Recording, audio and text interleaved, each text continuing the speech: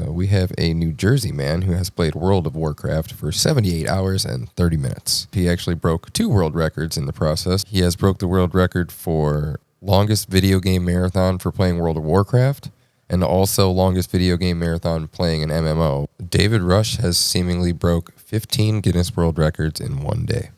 In 12 hours. He went and visited the Guinness World Records headquarters in London. I guess there's this social media parrot named Apollo, has identified 12 objects in 3 minutes.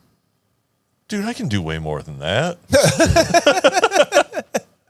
And then an impronounceable state of Mexico has earned a Guinness World Record by serving up 30,000 basket tacos in 186 different flavors.